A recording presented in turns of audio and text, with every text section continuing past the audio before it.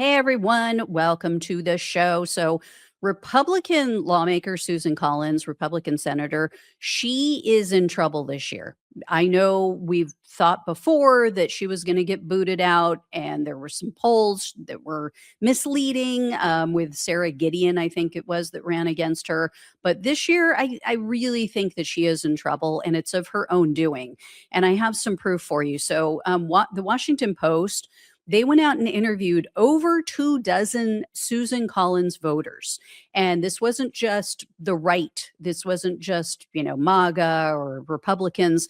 These people included moderate Democrats and included left-leaning independents. They're done. They're done with concerned Susan Collins. So she has betrayed them just one too many times, it seems. So here's the deal. This is why this could be it for misconcerned Collins. I guess we'll call her from now on. So according to the Washington Post, there's a 2020 exit poll that was conducted, and 13% of Maine Democratic voters voted for her. Again, she's a Republican. Okay, so these are people who cross the aisle. These are the split ticket voters. So this is one of them here. This is 62-year-old Democrat named, did they give the name? I don't think they did, actually. Oh, yeah, Kim Bridgham, I have in my notes. So she said, I just gave her the benefit of the doubt. And then she said, I tend to be somewhat moderate, and I used to believe that she was a moderate. So Bridgham voted, I think that's how you say her name, voted again for Joe Biden, but then voted for Susan Collins. As with the rest of us, Bridgham then freaked out, like by what she is seeing with Donald Trump's presidency, how Susan Collins is just not holding him accountable.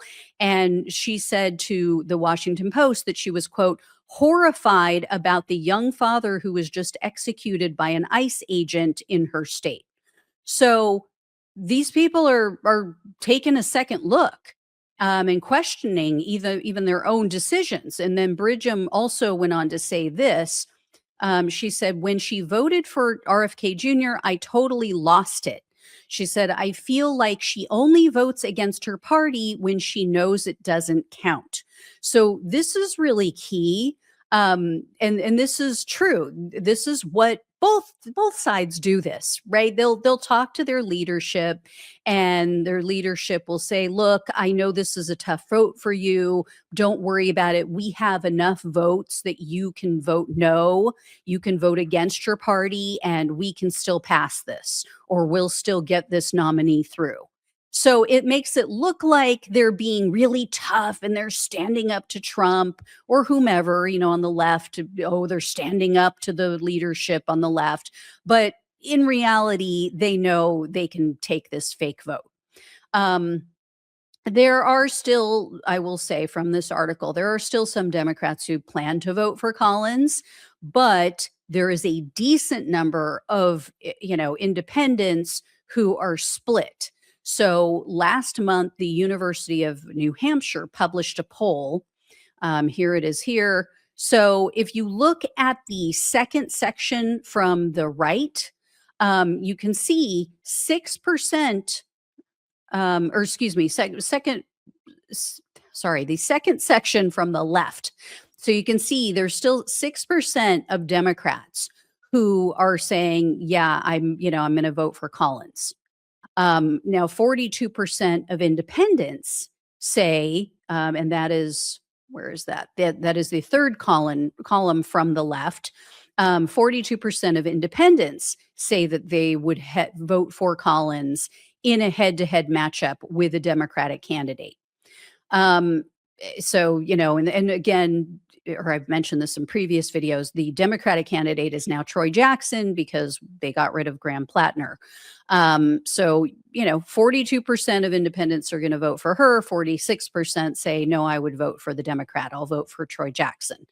And the first column, if you look at that, it shows that Jackson is only leading Collins by 3 points among all voters.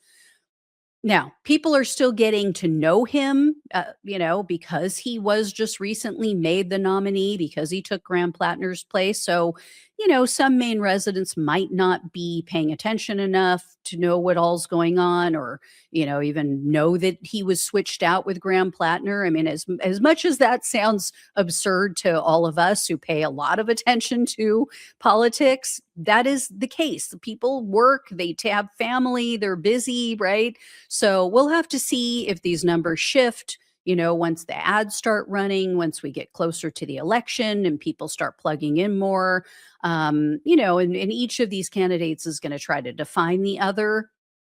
In any case, Collins has lost support. Okay, there's a 74-year-old, a Democrat, who the Washington Post spoke with. Her name is Margaret Shaw, and she told the Washington Post that she's upset with Collins for voting to confirm Brett Kavanaugh to the Supreme Court. Now, this woman said, "I stuck with her anyway. I still voted for her in the last election, but now," Shaw is saying, I was kind of not tuned in. I was not paying attention to politics as much before.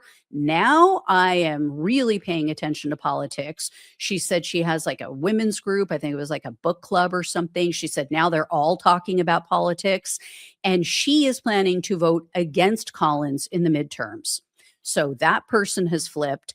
And then here's what she told the journalist. So she said, "I'm watching the country devolve before my eyes. And so I'm far more vocal and I'm thinking about it."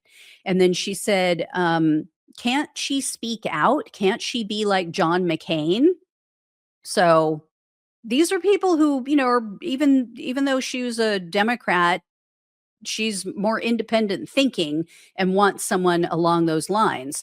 And then other voters just think that, she's past her prime. She's worn out, not age wise, but she's worn out her welcome. Like, she's been here too long. So there was an independent voter that they cited. Her name is Beth Hutchinson. And Hutchinson said that Collins should step aside and let younger politicians take the lead. The Washington Post also spoke with a 56-year-old named Teresa Boysut, I think is how you pronounce it. She said she voted for Donald Trump and Susan Collins in 2024 and 2020. So Donald Trump in 2024, Collins in 2020, the last time she was on the ballot. Boysot now, though, is saying that she regrets her vote for Trump because she's on disability and the Republican Party just took all of her money away. So with that big butt ugly bill, they screwed this woman over. So Boysot told the Washington Post this. She said, "She's taking money from other people and she's not giving it to us poor people." And then she went on to say this. She said, "I just don't like Trump and I don't like Susan Collins, and I think they both need to hit the road."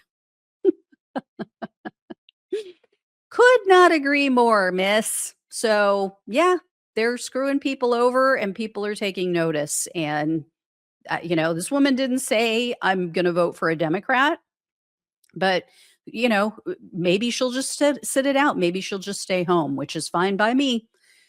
Either way, it helps. So, all right, guys, thank you all so much for watching and listening. Please like, share, and subscribe. Please donate if you can. Love you all. Take care. Talk with you soon.